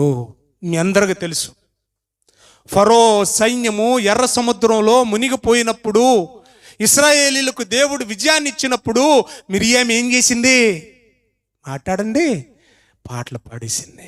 దేవునికి కృతజ్ఞతాస్తుతులు చెల్లించారు.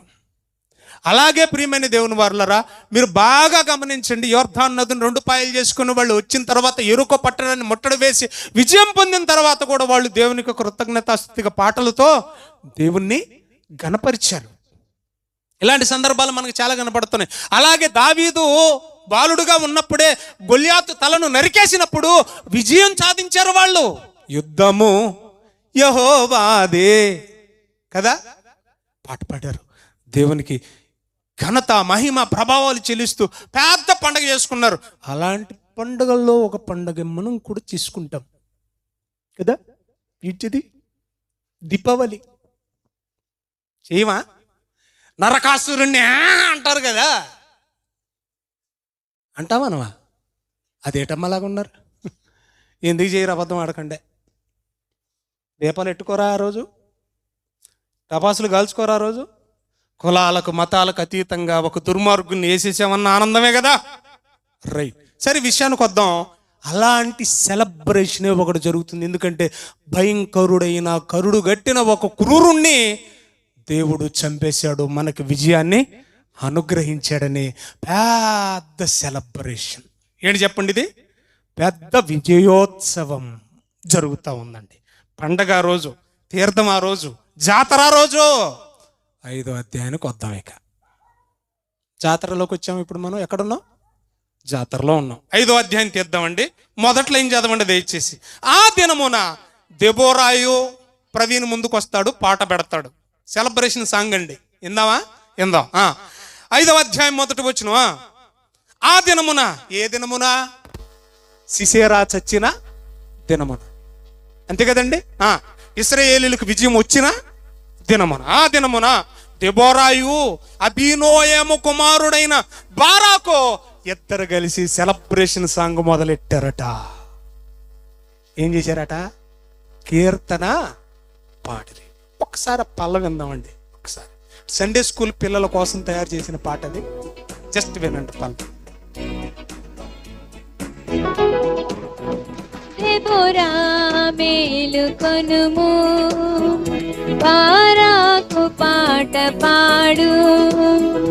దెబోరా మేలుకొనుము, బారాకు పాట పాడు. చాలండి, టైం జరిపాలి. గ్రూపులు పెడతాం ఇందరు కానీ, గ్రూపులు పెడతాను ఇందరు కానీ. సరేనా, పాట మొదలైందా? రైట్. మనకు ఒక్కొక్క అలవాటు ఉంటుందండి. మనం ఒక పాట పాడుతున్నప్పుడు సూర్యుడమ్మ గారికి నమస్కారం, మీరు వచ్చారని నేను గుర్తించాను. రైట్. 2 విషయాలు కదా ఏమండి, మనకు ఒక అలవాటు ఉంటుంది. అదేంటంటే మనకు బాగా ఏదైనా ఒక పాట నచ్చింది అనుకోండి, మళ్ళీ మన మాట నిజం చెప్పండి, పదే అదే పాడుకుంటాం, ఏది పాడం మనం. అవునాగా, అది ఎంతకాలం, 10 రోజులు. మళ్ళీ దాని తర్వాత ఇంకో పాట నచ్చింది అనుకోండి, దీన్ని వదిలేస్తాం, అంతే కదా. మళ్ళీ గుర్తొచ్చినప్పుడల్లా అదే పాట పాడుకుంటాం. అలాగా ఈ సెలబ్రేషన్ ఎంత దూరం వెళ్ళిపోయిందో తెలుసా, దేశ విదేశాలకు వెళ్ళిపోయింది. పాన్ ఇండియా సాంగ్ అంటారే, ఏదో RRRలో సాంగ్ ఒకటి వెళ్ళిపోయిందట ఆస్కార్ దాకా. అలాగా ఈ పాట కూడా ఎక్కడికి వెళ్ళిందో తెలుసా, ఆస్కారం దాటిపోయింది. సామాన్యమైన విజయం కాదు. 40 ఏళ్ళు తొక్కిపెట్టి నార తీసిన ఒక దుర్మార్గుని చంపిన రోజు అది. ప్రపంచాన్ని జయించిన రోజు అది. ఆ రోజు సెలబ్రేషన్లో పాడిన పాట ప్రపంచమంతా వ్యాపిస్తూ ఉందంట. దాదాపు అర్థమైనట్టు ఉంది మీకు. అర్థమైందా? అలా పాట ప్రపంచమంతా వ్యాపిస్తూ ఉందంట. ఇక్కడ ఒక చిన్న విషయం మీకు చెప్పాలండి. అసలు వీడు ఎందుకు రథం దిగి పారిపోయాడు అని అడగరేటండి మీరు? అదేంటండి అలాగ ఉన్నారు? ఏ బారాకుని చూసి భయపడిపోయాడు అనుకున్నారేటి? బారాకు భయం కాబట్టి అక్క నువ్వు ముందు వస్తేనే నేను వెనకాతలు వస్తాను అన్నాడు. అవునా కదా? మరి అలాంటి బారాకుని చూసి భయపడతాడు ఇచ్చారా? మరి ఎందుకో నాకు అర్థం కాని పాయింట్ ఏంటంటే, ఇక్కడ రండి, మళ్ళీ రండి దయచేసి 15వ వచనం, మూడో లైను. అతని సర్వశానను కలవరపరచగా సీసెరా రథాన్ని దిగేసి కాలినడకన పారిపోయెను. కలవరం ఎందుకు వచ్చిందండి సీసెరాకి? ఏం జరిగిందంటారు? ఏం జరిగిందమ్మా? దేవుడే కలవరపరిచాడు అన్నది బైబిల్లో. యెహోవాయే కలవరపరిచాడా? ఎందుకని? అయితే యుద్ధం చేసింది సీసెరాతో ఎవరు కాదు? బారాకు కాదు. మరి ఎవరు చేశారు? పేపర్ తిప్పండి, 5వ అధ్యాయం. పాటలో వచ్చినది. పాటలో వచ్చిన చూద్దాం దయచేసి. 18వ వచనం. జబూలీనీలు నఫ్తాలీలు వచ్చారు, ప్రాణానికి తెగించి యుద్ధం చేశారు. మెగిద్దో కాలు యుద్ధ అనున్న తానాకులో కనాను రాజులు యుద్ధము చేసిరి, వెండి లాభము వారు తీసుకొనలేదు. 20వ వచనం అంటలించండి జాగ్రత్తగా. నక్షత్రములు ఆకాశము నుండి యుద్ధము చేసెను. మళ్ళీ చదువుదాం గట్టిగా. నక్షత్రములు ఆకాశము నుండి యుద్ధము చేసెను. నక్షత్రములు తమ మార్గములలో నుండి సీసెరాతో యుద్ధము చేసెను. దేవునికి మహిమ కలుగును గాక. యుద్ధం చేసింది ఎవరు? వీడికి ఎందుకు భయం వేసింది? ఎందుకు దిగి పారిపోతున్నాడు? యుద్ధం చేసింది బారాకు కాదు. పాయింట్కి రావాలి దయచేసి. మరి ఇన్ని రథాలు ఉన్నాయి, ఏమి చేయలేకపోయాడా అని అంటే వెంటనే కింద వచ్చినని చదవండి, మీరు ఆశ్చర్యపోతారు. 21వ వచనం. కీషోను వాగు వెంబడి దాని పాత కాలం ఇంకోటి ఉంది చెప్పాను కదా నేను. 2 కాలువలు, పాత వాగులో నుండి కొత్త వాగులో నుండి, టోటల్గా కీషోను వాగు వెంబడి పురాతనపు వాగు వెంబడి వారు కొట్టుకొని పోయిరి. అంటే అప్పటి వరకు నీళ్లు లేవు. ఒక్కసారిగా పైనుంచి ఏమొచ్చాయి? నీళ్ళు వచ్చి పడ్డాయి. నీళ్ళల్లో రథాలు బాగా నడుస్తాయా? నడిచాయా ఎర్ర సముద్రంలో? లేదు కదా. ఏ రథము పనిచేయదు. నీళ్ళల్లో యుద్ధం ఏం చేస్తారు నా బొందా? ఏమంటే నీళ్ళల్లో యుద్ధం చేసిన బాణాలు వేసుకున్న వాళ్ళు ఎవరైనా చూపిస్తారు నాకు? ఉండరు. ఎంత గుద్దు నీళ్ళల్లో పక్కన దెబ్బ తగలదు. గుద్దారు ఎప్పుడైనా అలాగా? మిమ్మల్ని మీరు గుద్దేసుకున్నారా? నీళ్ళల్లో గుద్దుకున్న దెబ్బ తగలదు. కాబట్టి నీళ్ళల్లో యుద్ధం చేసే పరిస్థితి కాదు. యుద్ధం చేయడానికి అసలు రథాలు లేవు. ఎందుకంటే ఒక్కసారిగా మొన్న ఆ మధ్యకాలంలో మనం విన్నాం, కేదారు నది ఆ ప్రాంతానికి ఏమండి చూడ్డానికి వెళ్ళారు పిల్లలు విహారయాత్రకి అని చెప్పేసి. ఎండాకాలం కదా, నీళ్ళు రావు అని అనుకున్నారు. పాపం కింద సెల్ఫీలు దిగుతూ ఉన్నారు వీళ్ళంతా. ఒక్కసారిగా వచ్చేసిందంట పైనుంచి. రాడు మొత్తం తీసుకెళ్ళిపోయింది. తెల్లారి పేజీలు 12 మంది గళ్ళంతూ అంతే రాసుకోవడం. మనం చేసేది ఏముంటుంది? అలాగా పాపం కిందేమో వీళ్ళు వస్తాడు బారాకి వేసేద్దామని ఈడు చూస్తున్నాడు. ఏమండి వాళ్ళకి తెలియకుండానే పైనుంచి ఏమొచ్చింది చెప్పండి? నీరు వచ్చేసింది. ఒక్కసారి వచ్చి మొత్తాన్ని ఏం చేసింది? 900 కాదు 9000 ఇనప రథాలు ఉన్న దాటికి కొట్టుకుపోవాల్సిందే. నీటితో యుద్ధం. దేవుడు పంపిన నీరది. చదువుదామా మాట మళ్ళీ ఒకసారి చదువుదామా దయచేసి. 21వ వచనం. కీషోను వాగు వెంబడి పురాతనపు వాగైన కీషోను వెంబడి వారు కొట్టుకొని పోయిరి. కారణం ఎందుకు జరిగిందంటారని అంటే, ఇక్కడేమో చల్లగా ఉంది వాతావరణం, పైన కురిపించాడు దేవుడు వర్షం. యుద్ధం జరిగే దగ్గర బాగుంది వాతావరణం, వర్షం ఎక్కడ కురిపించాడు? ఎక్కడ కురిపిస్తే వీళ్ళు కొట్టుకుపోతారో ఆ పై ఎత్తును కురిపించాడు అనుంద బైబిల్లో. ఉండి తీరాలి. 5వ అధ్యాయం పేపర్ తిప్పండి దయచేసి. 5వ అధ్యాయం దయచేసి 5వ వచనం చదువుదామా? యెహోవా సన్నిధి నుండి 4 నుంచి నేను చదువుతాను వినండి. ఇశ్రాయేలు దేవుడైన యెహోవాను కీర్తించదము. ఇదంతా కూడా పాటలో భాగమే, ఆ సెలబ్రేషన్లో భాగమే. యెహోవాకు కీర్తనలు పాడుతూ ఉన్నారట. పాటలో వచనాలు చూడండి ఎలా ఉన్నాయో. యెహోవా నీవు శేయీరు నుండి బయలుదేరి వచ్చినప్పుడు అంటే మీకేమర్థమైంది? నాకు ఎలాగ అర్థమైందో తెలుసా? బారాకు దెబోరా బయలుదేరేటప్పుడే యెహోవా కూడా బయలుదేరాడు. కూడా బయలుదేరాడు దేవుడు. నీ ముందు నేను అనుకుంటున్నావురా నాయనా బారాకు, నా ముందు దేవుడు ఉన్నాడు. అది నా ధైర్యం అంటే చూడండి ఎంత చక్కని పాట. దయచేసి మళ్ళీ చదువుదామండి దయచేసి. యెహోవా నీవు శేయీరులో నుండి బయలుదేరినప్పుడు, ఎదోము పొలము నుండి బయలుదేరినప్పుడు భూమి వణికింది, ఆకాశము నీళ్లను కురిపించెను, మేఘములు వర్షించెను, యెహోవా సన్నిధిని కొండలలో నుండి ప్రవాహములు వచ్చును. ఇశ్రాయేలు దేవుడైన యెహోవా సన్నిధి నుండి సియోనులో నుండి ప్రవాహం వచ్చింది, రథాలను కొట్టుకొని పోయింది. రైట్, ఇప్పుడు విషయానికి వద్దాం. వర్షం పడిందా? పడింది. కరువు ఎప్పుడు వచ్చింది? ముందది తెలియాలి. వర్షాలు ఎప్పుడు పడ్డాయి? మళ్ళీ తెలియాలి. విషయానికి వద్దాం. పేపర్ తిప్పండి అలా. ఏమ్మా కరువు ఎప్పుడు వచ్చిందో ఆమె చెప్తుంది పాటలో. ఆమెను అడుగుదామండి. ఏమండి అక్కడక్కడే దయచేసి 6వ వచనం చదువుదామండి.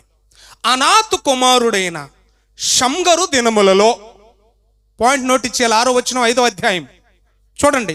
అనాతు కుమారుడైన షంగరు దినములలో. షంగరు ఎన్నో న్యాయాధిపతి అని చెప్పాను నేను మీకు.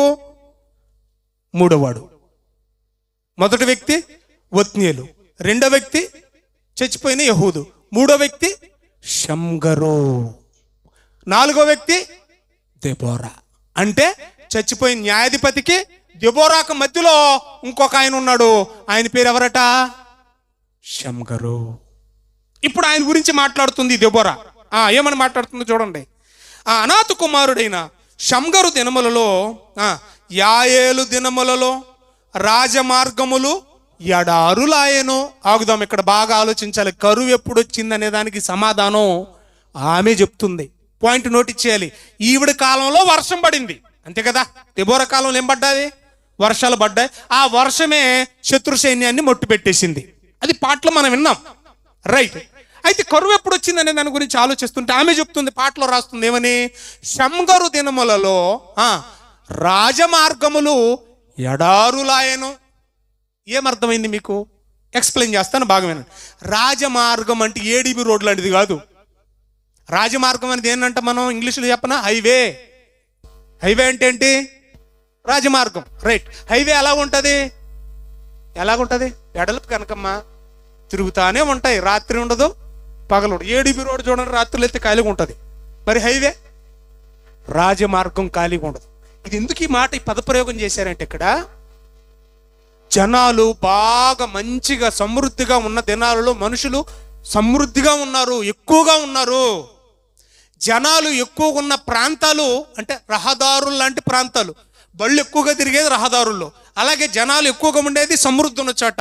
సమృద్ధి ఉన్న చోట జనాలు ఎక్కువగా ఉన్న ప్రాంతాలు ఏమైపోయాయట? ఎడారి ప్రాంతాలు అయిపోయాట. ఎప్పుడు అవుతాయి అలాగా? కరువు వచ్చినప్పుడే. ఇప్పుడు ఇక్కడ మనం జనం కలకల్లాడుతున్నామండి. ఇక్కడ జనాలు లేరంటే అర్థం ఏంటి చెప్పండి? కరువు వచ్చింది కాబట్టి ఈ స్థలాన్ని వదిలేసి మనం ఏ కాలంలో కరువు వచ్చిందని చెప్తుంది ఇక్కడ దెబోరా?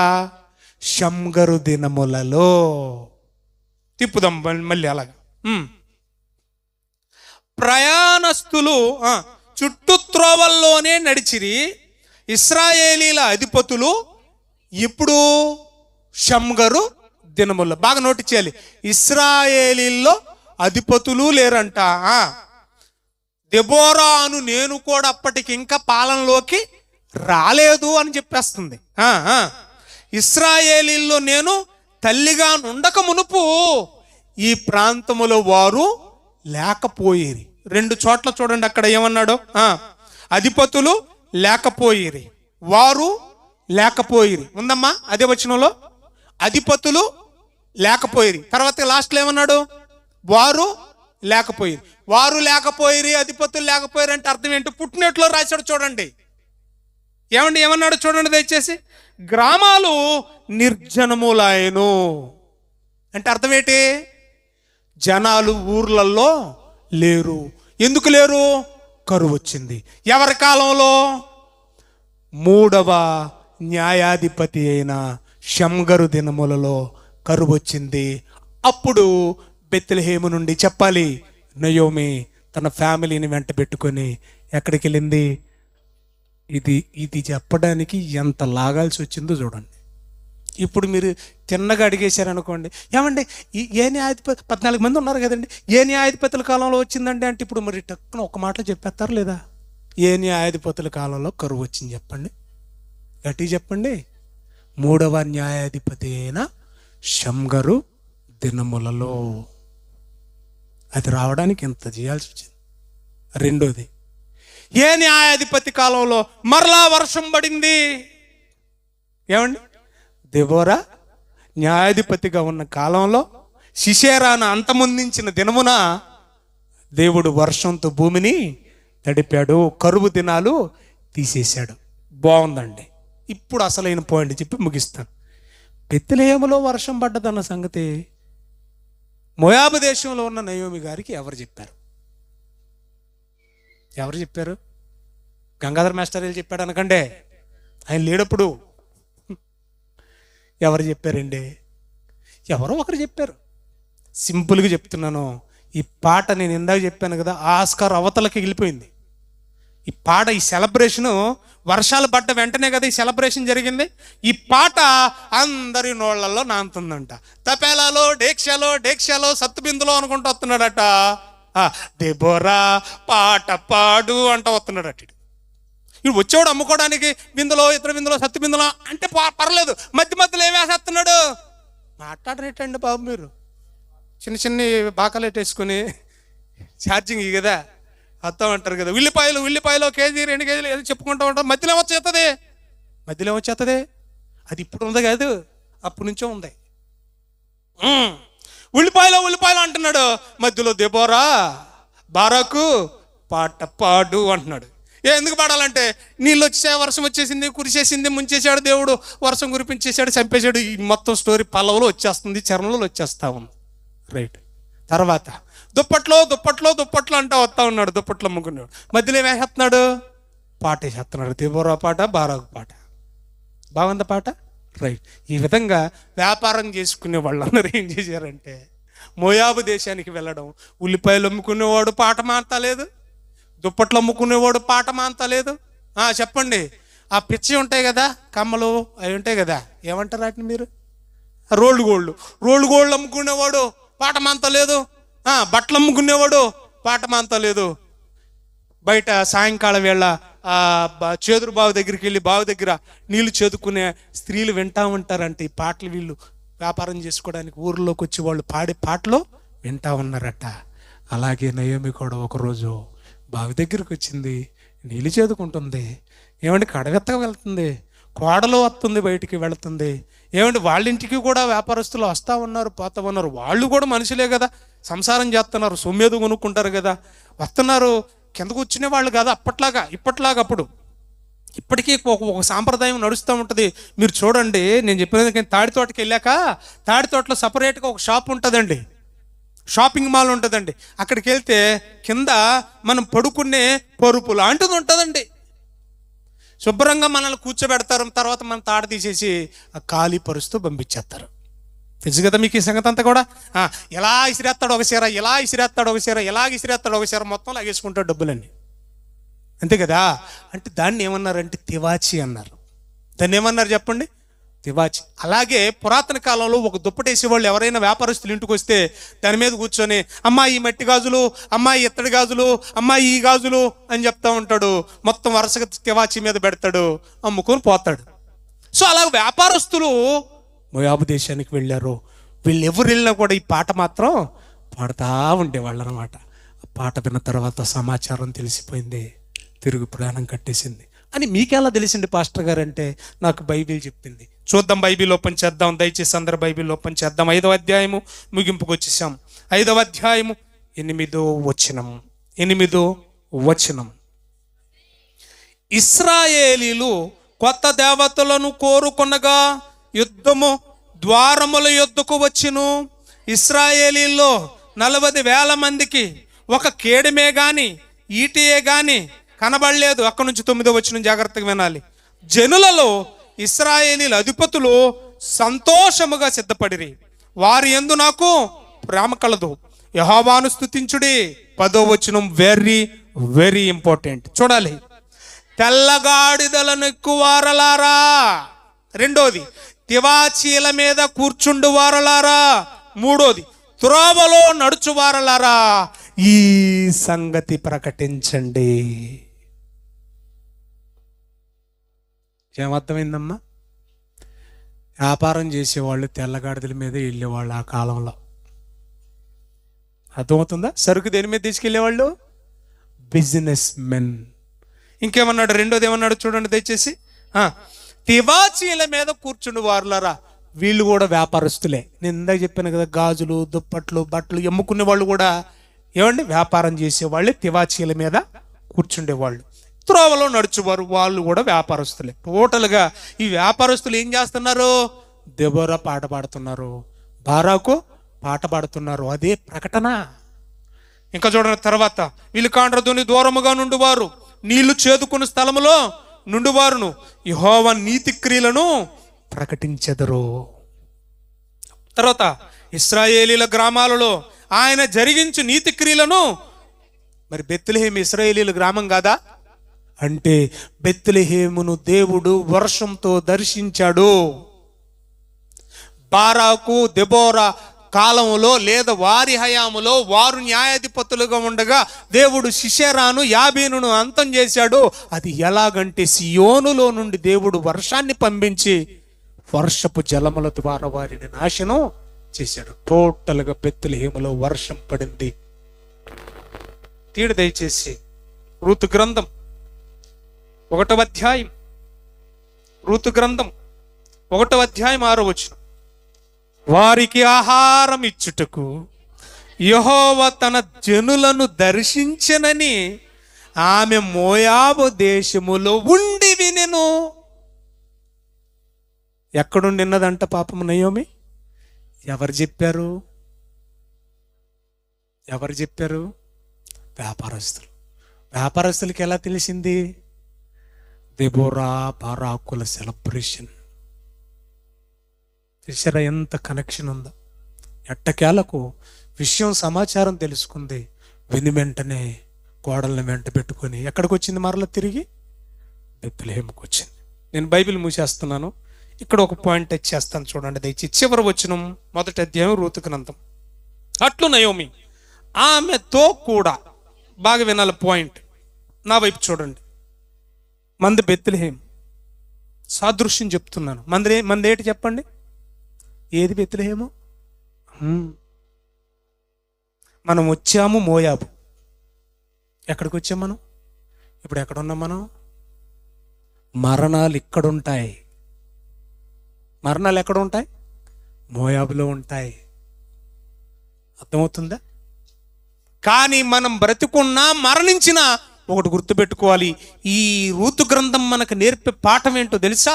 కొరింథీయులకు రాసిన 1వ పత్రిక 10వ అధ్యాయం 11వ వచనంలో రాయబడిన మాట, పూర్వకాలమందు వారికి సంభవించి యుగాంతమందున్న మనకు బుద్ధి కలుగుటకై ఈ సంగతులు వ్రాయబడ్డాయన్నాడు.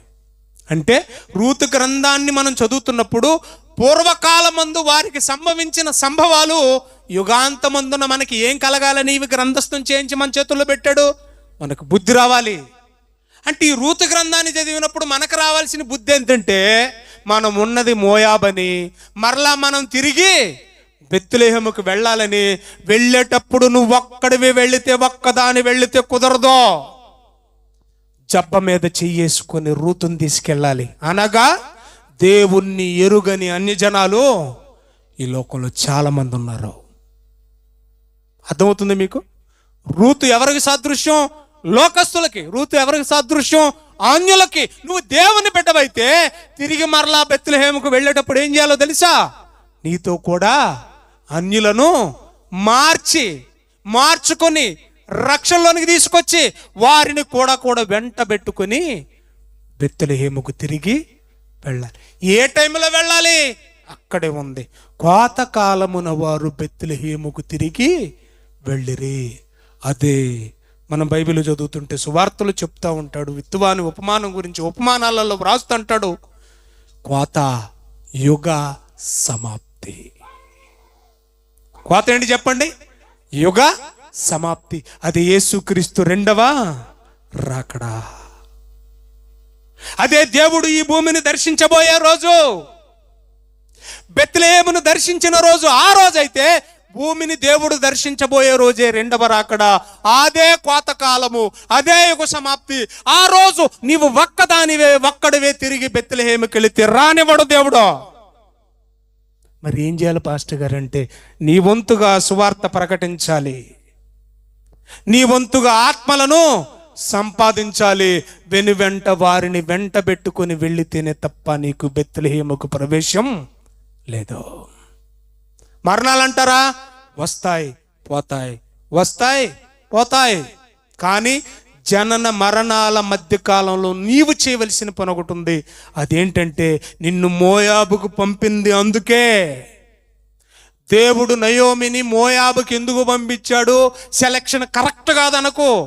దేవుడు నిన్ను భూలోకానికి ఎందుకు పంపించాడో నీకు అర్థమైతే, నయోమిని మోయాబుకు ఎందుకు పంపించాడో నీకు అర్థమవుతుంది.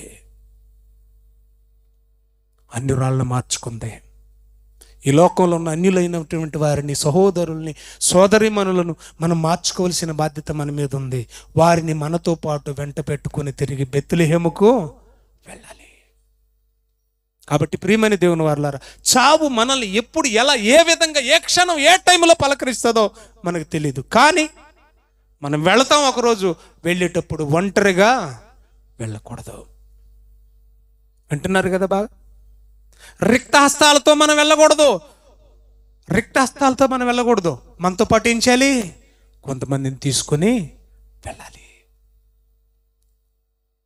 ఈ విషయాలన్నీ మీకు అర్థమైతే రూతు గ్రంథం ఎంత గొప్పగా ఉంటుందో మీరు ఆలోచించండి ప్రియులారా.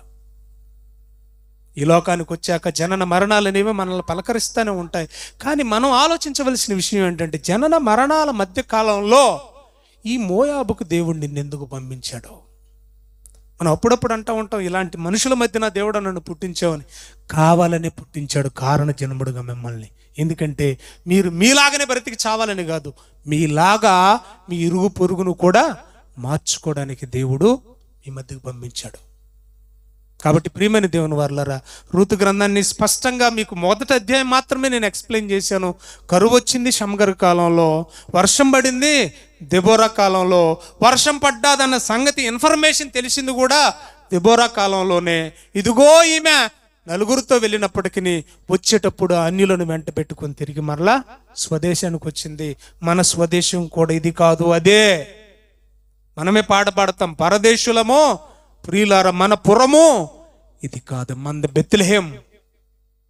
ఆ పరలోకానికి మనం అందరం కూడా సిద్ధపడాలని మనసారా నేను కోరుకుంటూ, మరి ఒకవేళ మంచి చమత్కారి బాగా జోకులేస్తాడు భూషణం గారు, మరి ఆయన ఎక్కడున్నాడు అని నేనైతే నిర్ధారణ చేయలేను. కానీ దైవ సేవకుడు బైబిల్ పట్టుకొని చెప్తాను, దేవునికి ఇష్టడుగా బ్రతికితే విశ్రాంతిలో ఉంటాడు. ఉండాలనే మన ఆశ కూడా. కాబట్టి మనం అందరం కూడా మనకున్న నిరీక్షణ ఏంటంటే, ఆయన ఒకరోజు మనం ప్రభు సన్నిధిలో చూడబోతా ఉన్నాం. మనం వెళతా ఋతులాంటి వారిని, అన్యులను మనం మార్చుకొని దేవునికి ఆత్మలను అప్పగించే రోజు రాబోతుంది. ఆ రోజు మనల్ని చూసి అనాలి, ఏమన్నా తెలుసా, బలా నమ్మకమైన మంచి దాసుడా అని. అలాంటి ధన్యత దేవుడు మనకు అనుగ్రహించాలని మనసారా కోరుకుంటూ నా మాటలు ముగిస్తున్నాను. దేవుడు మిమ్మును మీ కుటుంబాలను దీవించును గాక. ఆమేన్. మోకరించండి దయచేసి. వాక్య ఫలింపు కొరకు ఒకరు ప్రార్థన చేస్తారు.